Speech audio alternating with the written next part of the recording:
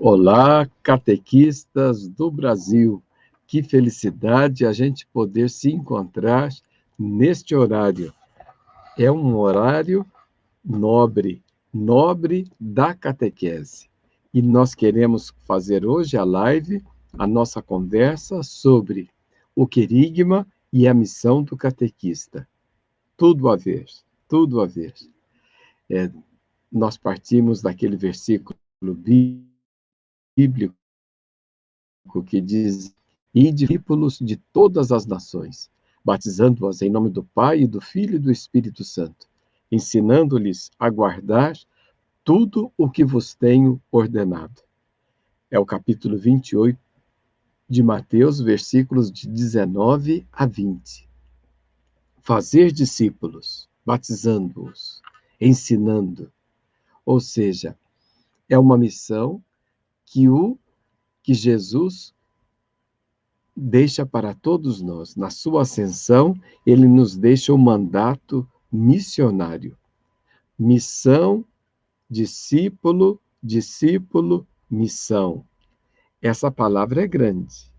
Essa palavra é grande porque o Papa Francisco disse tão bonito na Evangelium Gaudium, ele disse assim: "Eu sou uma missão." É forte, né? Ou seja, Jesus é o enviado do Pai. Ele foi enviado do Pai. Ele é o apóstolo do Pai. Enviado, apóstolo são sinônimos, né?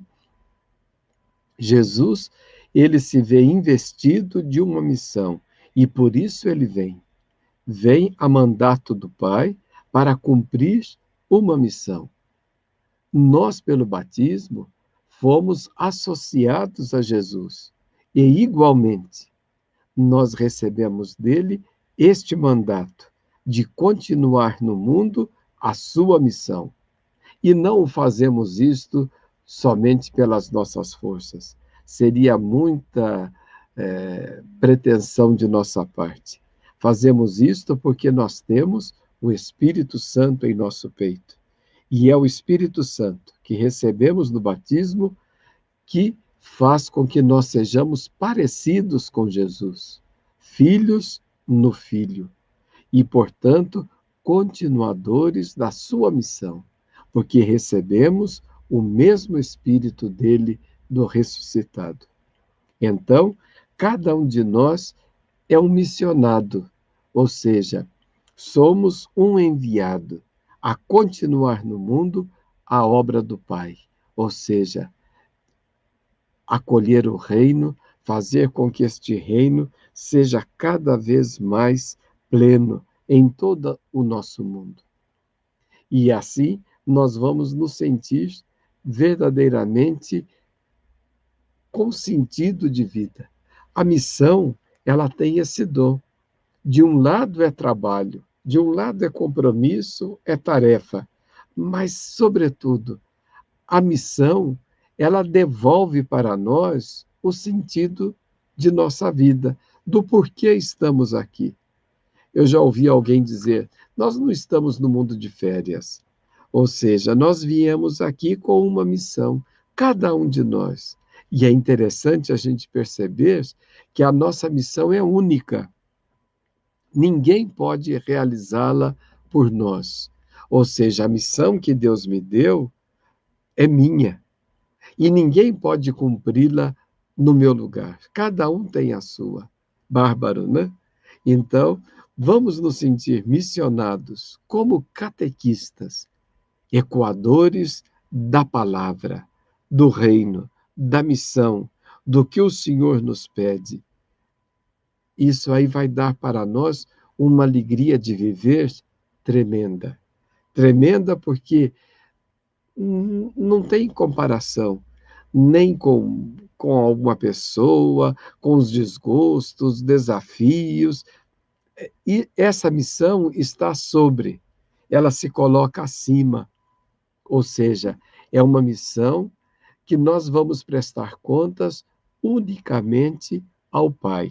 Não será o marido, não será o bispo, não será a sua comunidade, não será ninguém. Unicamente é cada um de nós com a nossa consciência diante de Deus. Bacana, não é?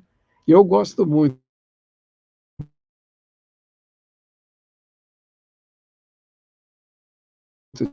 disso, porque unicamente ligado ao Pai, ao Filho e ao Espírito Santo. Ou seja, cria-se um elo, um vínculo diretamente com eles. E assim a gente se sente em sintonia e se sente mais fortalecido, porque a gente vê que aquilo que nós fazemos não é algo que nasça do meu orgulho, da minha presunção, sei lá do que mais, mas é algo que é um dever, mas um dever que me liberta, porque quanto mais eu vou ao encontro dele, mais eu me sinto eu mesmo, e mais eu sinto que aquilo que eu faço é útil, ajuda, serve, constrói a vida das pessoas. Tá bom? Então, vamos nos sentir verdadeiramente catequistas missionários, ou se quisermos, discípulos missionários, anunciadores missionários, porque fomos investidos pelo Pai com uma missão, e esta missão é dom do Espírito. Ele garante, ele acompanha, ele envia, ele protege, ele cuida. Há as dificuldades, todas elas, porém a gente se sente tremendamente unido a Deus nesta hora. Nada como a missão, tá bom? Vamos nos sentir assim? A gente pode brigar com Deus, tá bom, não tem problema não. Dar uns bate-bocas, reclamar, choramingar com Ele, tudo isso está no plano, já está no projeto. Porém, renegar a missão, nunca. Até a última hora, eu sou missionário. Até o último suspiro nosso, nós cumpriremos a missão recebida. Portanto, não dá para se aposentar da missão que recebemos. A gente modifica a forma de trabalho, mas se aposentar, nunca mais. É bárbaro, né? Mexer com Deus não é brincadeira, não. Estarem com Deus, ter fé, fazer a experiência dele é algo que nos toma, leva-nos por caminhos insuspeitos, por lugares que a gente nunca foi, por caminhos que nunca andamos. Porém, o Senhor cuida de nós, assim como no Antigo Testamento a gente ouvia aquela fórmula da aliança. O Senhor nos conduziu com braço estendido e mão forte. Levou-nos em asas de águia. Então a gente é convidado a fazer esta mesma experiência do povo de Deus do Antigo Testamento. E cada um de nós, individualmente, é chamado a dizer esta mesma frase: O Senhor cuidou de mim. O Senhor me conduziu com braço estendido e mão forte, protegendo-me, libertando-me, guiando-me por caminhos que eu nunca imaginei. Tá bom? Essa é a parte da missão. E nós temos que unir duas palavras que nos foi pedido pela coordenação, ou seja, missão e querigma, querigma e missão. As duas coisas se completam, não é? Que é a mesma coisa, ide e anunciai. Fazei discípulos e anunciai e batizai. Ou seja, nós somos aqueles catequistas que anunciamos a palavra. Claro que anunciar a palavra, hoje em dia, requer de nós alguns cuidados muito especiais. Nós temos aqui, eu anotei algumas coisas e eu segui um pouco o diretório para a catequese, esse que saiu agora, neste ano, e também a Evangelium Gaudium. Evangelium Gaudium. São esses dois documentos que eu me guiei para eu para a gente poder falar um pouco. A primeira coisa é que a conversa sobre o querigma, ela deve nos lembrar sempre aquela outra palavra, o pluralismo religioso que nós vivemos hoje, não é? Ou seja, a diversidade cultural, a diversidade do mundo, a pluralidade de opiniões, de pensamentos, de modos de crer, faz com que nós entendamos a fé de uma maneira própria.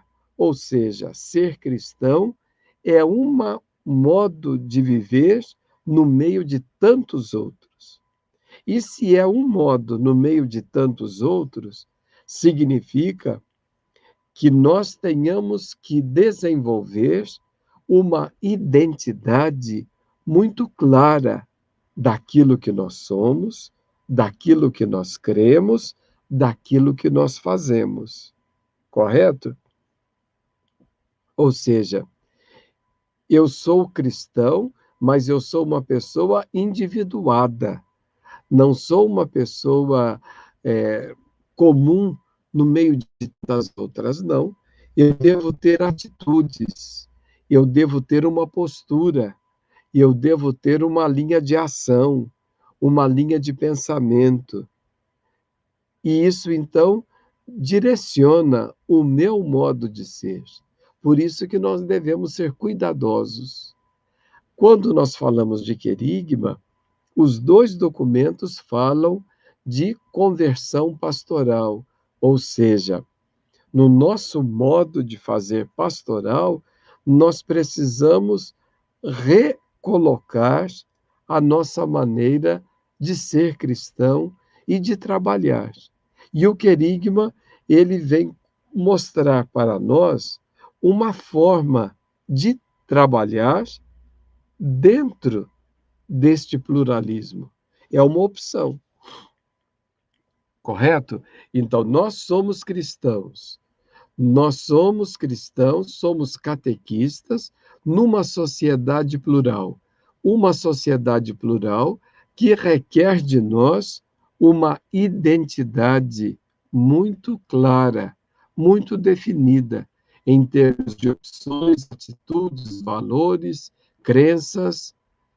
Isso tudo tem que estar muito alinhado dentro de nós.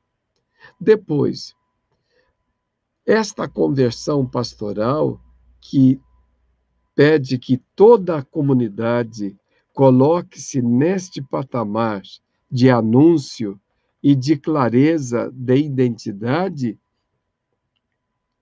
promove uma igreja em saída.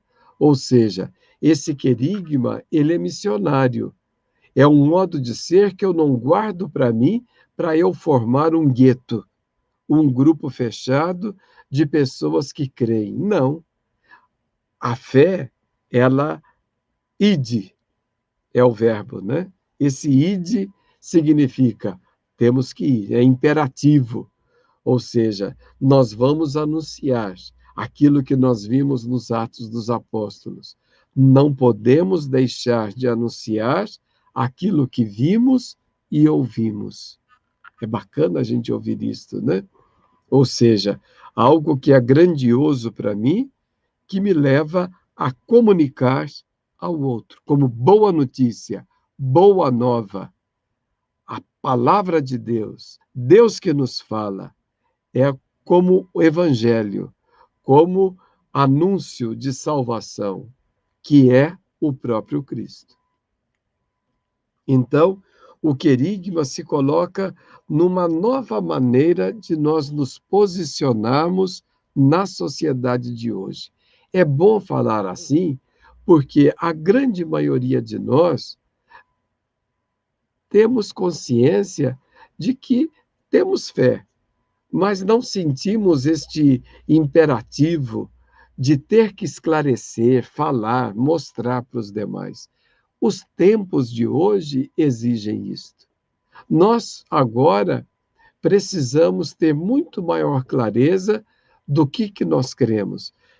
São Pedro fala bonito, na primeira carta dele, dizendo assim: devemos apresentar as razões da nossa fé àqueles que o pedem.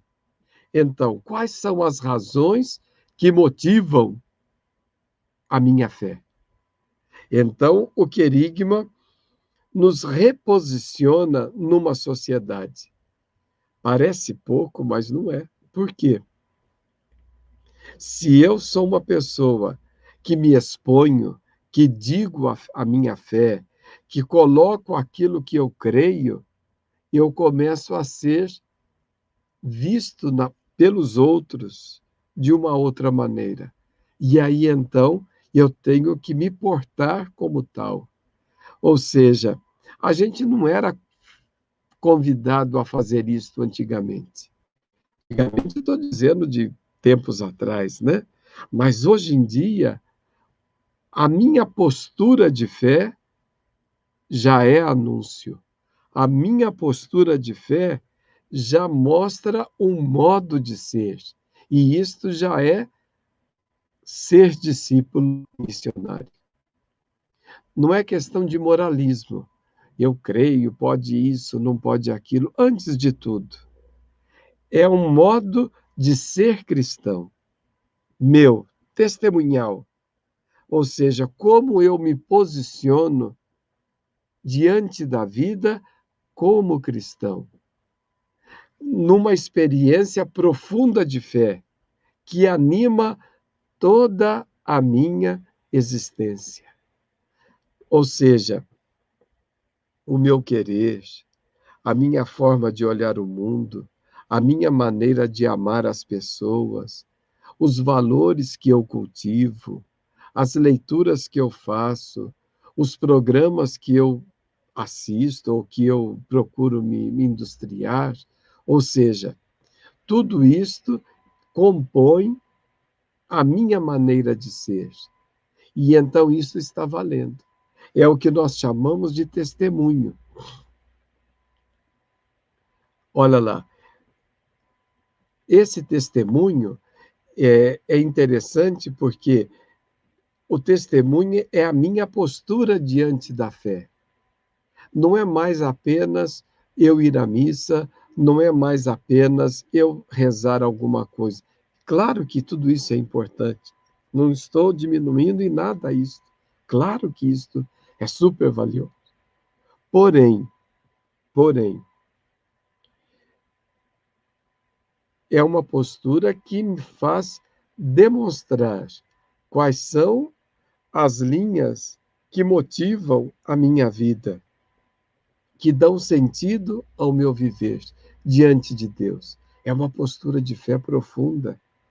É uma postura de fé profunda, ainda mais quando a gente tem que demonstrar esta fé em ambientes nos quais as pessoas não creem mais, ou se creem, creem em outras formas, em outros deuses, ou então tem outras formas de mostrar a sua fé. Nós não. Nós queremos mostrar o sentido da nossa fé em Cristo. Tem um número do Diretório para a Catequese, o número 58, ele diz assim, olha, no querigma, o sujeito que age é o Senhor Jesus, que se manifesta no testemunho daqueles que o anunciam. A vida da pessoa que testemunha, a vida da testemunha que experimentou a salvação, torna-se, portanto, o que toca e move o interlocutor. Ou seja, pelo meu testemunho, eu sou capaz de tocar, mover o meu catequizando e as pessoas que convivem comigo. Então, é brabo isto, porque, antes de tudo, o catequista, ele é um testemunha. É alguém que experimentou Deus, viu Deus, fez a experiência de Deus, e por isso ele anuncia. E nós fazemos a experiência de Deus. É bom, no encontro de catequista, você que me escuta e me vê, um dia vocês pararem para perceber e se darem conta qual é a experiência de Deus que cada um de nós que estamos neste grupo fizemos. Como eu toquei Deus, como ele se revelou para mim.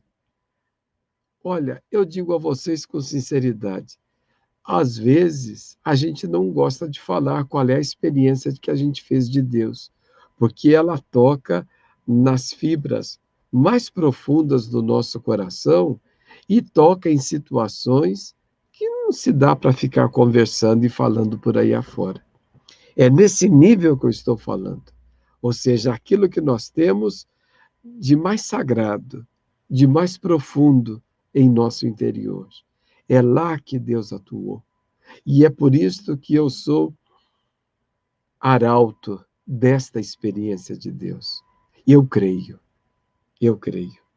E isto que vai ser grande para nós, tá bom?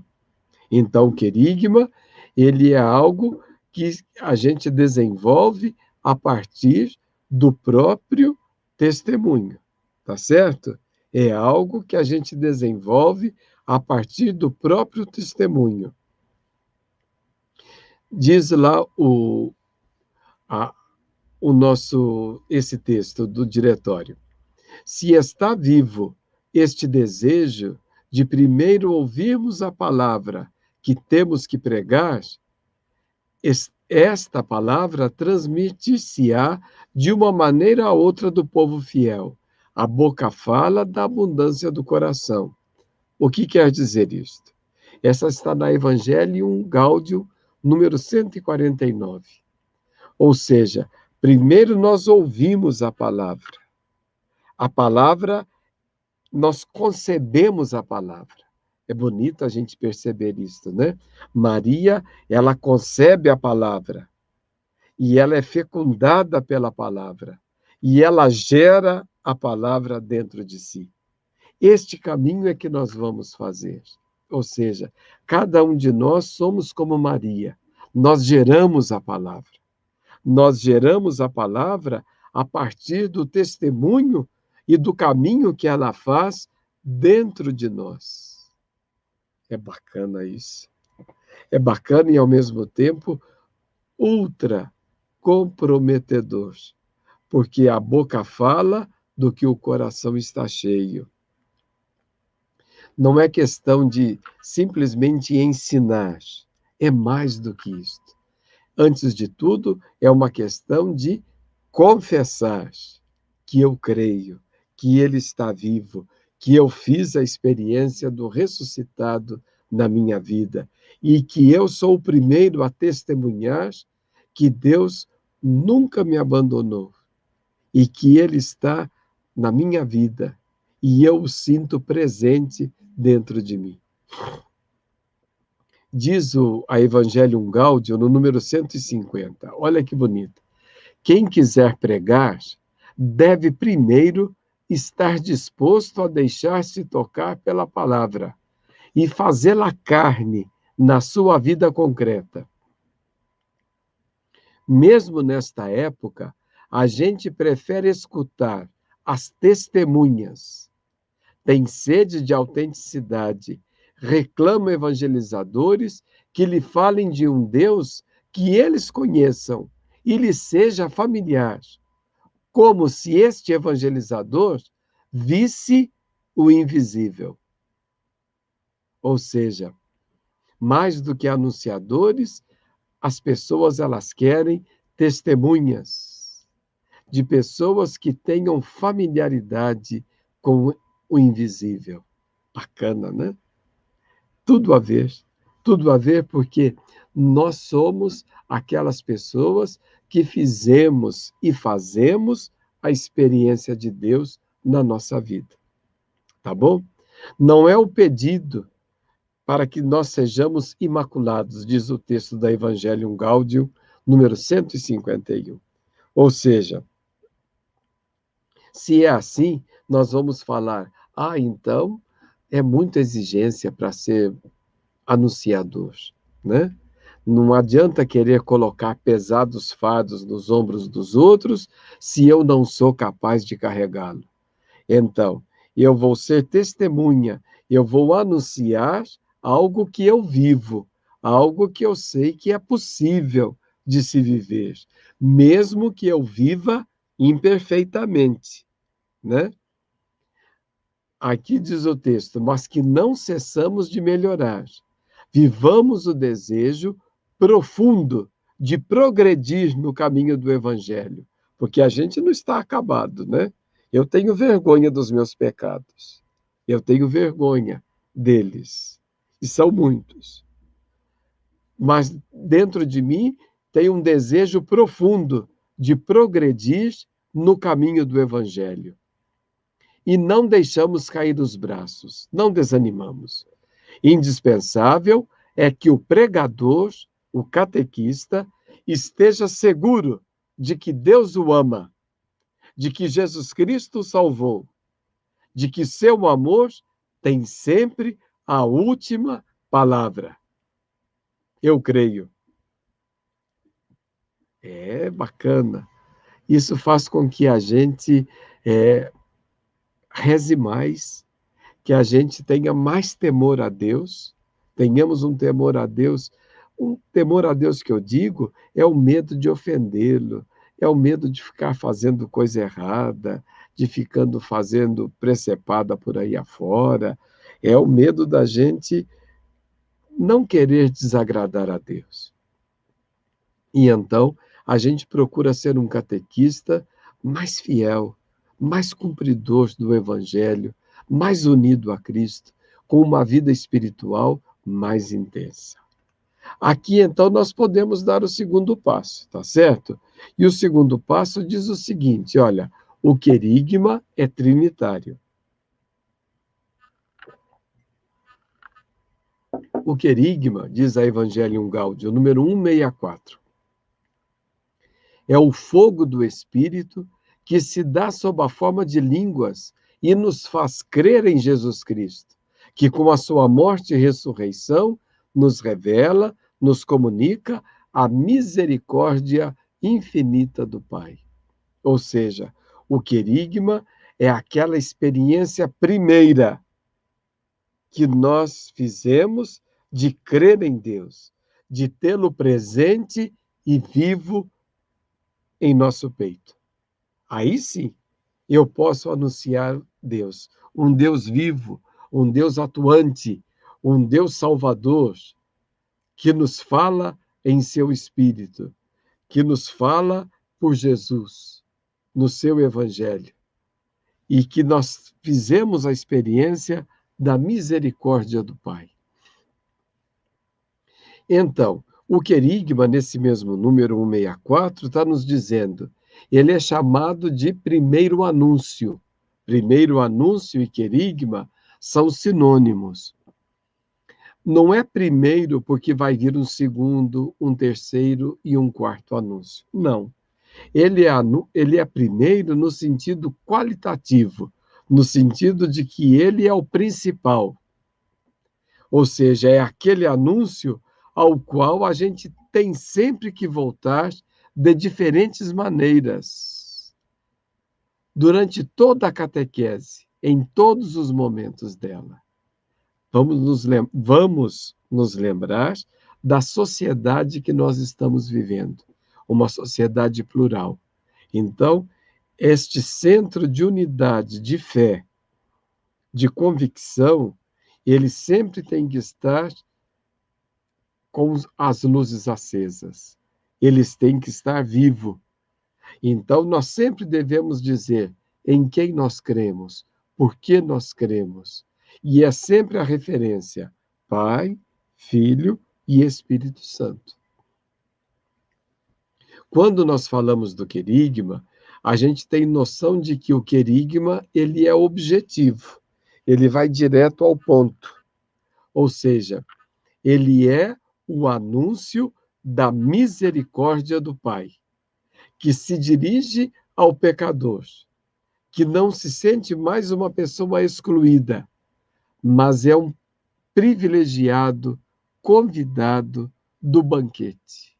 Todos são convidados. A gente se lembra daquela parábola dos convidados para o banquete das bodas, né? Saí à rua e chamai aqueles que encontrardes por aí. Ou seja, todos somos convidados. Todos são chamados à mesa do reino. Todos, indistintamente. Porque ali nós recebemos o perdão dos pecados. Nós encontramos a misericórdia do Pai. Isto é o centro da nossa fé. Portanto, o querigma, se a gente fala em termos de catequese, ele não é apenas o momento da catequese. Se falamos de catequese com estilo catecumenal, nós vamos identificá-lo na etapa do pré-catecumenato, não é isso? No tempo do pré-catecumenato, como uma característica principal. Mas o documento de Aparecida já dizia, mas ele é o fio condutor que deve percorrer todas as etapas. E o documento 107 reforça esse modo de falar, para dizer, ele é um anúncio, essa experiência de fé, esta convicção de fé, este modo de anunciar a fé, deve ser algo sempre à mão, sempre vivo, ou no qual nós sempre voltamos a ele. Porque nós aí, vejam bem, nós estamos falando de experiência de fé, experiência de Deus, convicção de fé, modo da gente organizar a vida, direcionar aquilo que nós cremos. Aqui diz, continua esse documento, todos eles, especialmente o diretório para a catequese número 57. Há que voltar sempre ao primeiro anúncio, como anúncio fundamental. Aí eu peguei uma nota de rodapé do próprio diretório geral da catequese, quando ele diz o que seria o querigma, na verdade. Na verdade, nós vamos encontrar o querigma, toda a formulação que demonstra esta convicção de fé em Deus é querigma. No Novo Testamento, nos Evangelhos, nos Atos, nas cartas de Paulo, nós vamos encontrar inúmeras expressões. Aqui, esse documento, Diretório Geral, ele cita algumas, quer ver? Eu achei bonita, eu acho que vale a pena, faz bem para a gente ouvir isso. Diz assim, no Evangelho de Mateus, segundo Mateus, Jesus, Filho de Deus, o Emanuel, o Deus conosco. Veja que esse modo de falar é uma confissão de fé. É uma confissão de fé que demonstra a profundidade daquilo que o evangelista está dizendo. Em Marcos 1,15, está próximo o reino de Deus, arrependei-vos, crede no evangelho.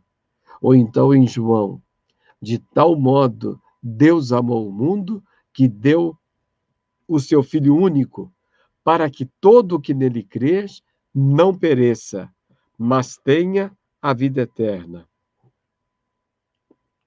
Ou então João capítulo 10, versículo 10. Já o sabemos de cor. Eu vim para que todos tenham vida e a tenham em abundância. Atos. Por toda parte, ele, Jesus de Nazaré, andou fazendo bem e curando a todos.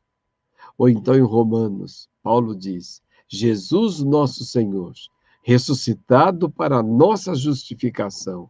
Ou em Coríntios, 1 Coríntios, Jesus é Senhor. Ou em Gálatas, Cristo morreu pelos nossos pecados. Ou então em Gálatas 2,20, o Filho de Deus que me amou e se entregou por mim. Vejam bem, o querigma é uma confissão de fé, mas uma confissão de fé no senhorio, na manifestação, na presença, na ação de Deus em nosso favor.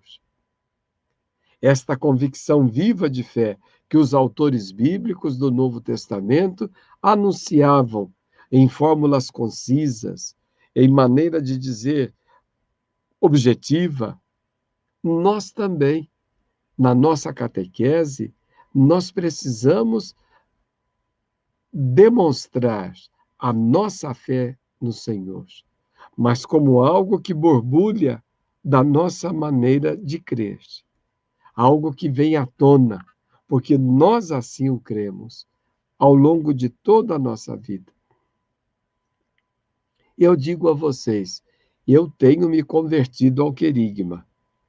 Quando digo isto, eu digo de uma maneira muito consciente, porque até muito pouco tempo atrás, a minha forma de fazer pregação, o meu modo de anunciar, não era tão enfático, ou tão testemunhal, ou tão convicto, que transparecesse esta fé em Jesus Cristo. Podia ser até que fosse, e eu não me desse conta. Mas agora isso é feito de uma maneira mais consciente, mais afirmativa, mais convicta, mais objetiva. E eu fico muito mais atento no meu dia a dia às minhas opções, ao meu modo de atuar, porque fica muito vivo. É como algo que está muito à flor da pele e está muito vivo perguntando em quem eu creio, por que eu creio, como eu anuncio, como eu falo desta fé, como eu comunico esta experiência de fé minha. Então, porque se eu acredito que Jesus é o Senhor, que Ele me dá a vida, não é algo que eu acredito só na minha cabeça, não. Isso tem que trazer uma forma de viver, tem que se transformar numa maneira de ser. Vocês vejam que o número 165 da Evangelium Gaudium está nos dizendo algumas características do querigma. Vejam bem, lá está dizendo assim, olha, quando nós anunciamos o querigma ele exprime o amor salvífico de Deus. Deus amou tanto o mundo que nos enviou o seu Filho. Deus que é amor. E só pode, e se eu não posso dizer que amo a Deus se eu não amo meu irmão. Ou seja, eu vou sempre ressaltar a ação de Deus em primeiro lugar. Bacana isso, né? Ou seja, quando eu anuncio, mais do que eu dizer eu que sou isso, ou eu que faço aquilo, ou eu contar tal coisa, em primeiríssimo lugar, eu quero ressaltar, eu quero deixar claro, eu quero demonstrar que Deus nos ama.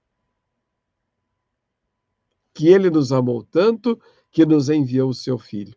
Isso vem adiante de todo e qualquer outro anúncio, mais ainda de condição moral e religiosa. Porque às vezes a gente é mestre em querer pregar moral, né? Pode isso, não pode aquilo, isso é da vontade de Deus, aquilo não é, isso aqui é não sei o quê. Antes de eu dizer todas estas coisas, elas vão para o terceiro, quarto lugar. Em primeiríssimo lugar, e eu ressalto, é a ação de Deus. Deus que me amou e me enviou o seu único filho para nos salvar. O amor de Deus precede todas as coisas. E eu estou convicto desse amor, de que ele cuida, que ele é um Deus de aliança, ele é um Deus que nos ama e derramou o seu sangue por nós. A moral, ela vem em segundo lugar, em terceiro lugar. Segunda coisa, o querigma, ele não impõe uma verdade, mas ele demonstra uma experiência e ele faz o apelo à liberdade das pessoas. Ou seja, as pessoas aderem por convicção, por chamado, por afeto, e não por imposição. Depois, diz o texto do Papa, que o querigma seja pautado pela alegria, pelo estímulo, a vitalidade, e que não reduza o querigma a poucas doutrinas, mais filosóficas que evangélicas. Mas, sobretudo, por isso, e a alegria é um tema muito caro ao Papa, né? Evangelium Gaudium, Evangelho Letizia, sempre ele está apelando pela alegria, né? A palavra gaudium em latim quer dizer alegria, né? Agora, isto vai exigir de nós, evangelizadores, catequistas, algumas atitudes para nós concretizarmos o querigma. Por exemplo, proximidade, abertura ao diálogo, paciência, acolhimento cordial. O que querem dizer essas palavras? Proximidade significa ela está muito perto de acolhimento cordial, ou seja, nós precisamos ser e desenvolver uma espiritualidade da acolhida, acolher o outro. Acolher significa não ter preconceitos. Ou seja, primeiro eu acolho, primeiro eu recebo esta pessoa na minha vida. Abertura ao diálogo. Se eu tenho muitos preconceitos, o diálogo fica muito difícil, né? E para ter o diálogo, eu preciso ir ao encontro. Então, a visita, ir ao encontro, a missionaridade de nós sairmos de nós mesmos e ir ao outro. E depois, está dizendo o texto, paciência, atitude que não condena, mas acolhe. Então, a paciência de conversar. Vejam que estas atitudes, a gente poderia, inclusive, acrescentar outra, né? Por exemplo, ter tempo, né? De ouvir, uma escuta ativa, né? Estar atento para ouvir a experiência do outro. Tudo isto envolve o querigma. Ou seja, o querigma, ele é uma espiritualidade, é uma maneira de ser. Por isso que o Papa está dizendo, ele localiza o querigma, nós vimos lá atrás, na conversão pastoral, numa igreja em saída, numa sociedade plural. Então, é um outro modo de evangelizar, que nós vamos redescobrir a partir da nossa experiência de fé, da nossa experiência de Deus. Vale a pena, hein? Vale a pena porque é algo assim dialogal, né? Dialógico. É algo que nos leva ao essencial da nossa fé, ao primeiro anúncio, ao principal, aquilo que nos constitui no nosso centro de fé, de nós olharmos para nós mesmos e dizer: eu creio, Senhor, que tu vives em nós, que tu estás em nós, que tu nos moves e nos conduz para ti. Algo mais ou menos assim, né? Para nos dizer, não é algo artificial, fictício, de algo que eu ouvi dizer. Não, não é nesse sentido. Mas é no sentido de que eu sou acolhido por Deus e eu quero que você faça a mesma escolha. Aí nós poderíamos partir para outros temas, né? E eu não tenho ainda a chance de conversar com vocês na semana que vem, e aí nós continuamos este mesmo tema de querigma e missão. Veja que as duas coisas estão intimamente unidas. As duas coisas estão estreitamente unidas. Ser missionário é a mesma coisa que ser querigmático. O documento do diretório fala uma catequese querigmática, né? Uma catequese que se volta ao querigma, que gera o querigma, que se volta para o principal do primeiro anúncio. Tá bom? Eu espero que tenham gostado da conversa. Deixem aí as suas mensagens porque depois eu vou lê-las e eu quero ver o que é que vocês estão achando dessa nossa conversa, tá bom? Muito obrigado a todos pela atenção e a todas. É um prazer, é uma satisfação muito grande estabelecer esse diálogo, né? Um diálogo que remove as nossas convicções de fé. Vamos crer, vale a pena. Boa tarde a todos.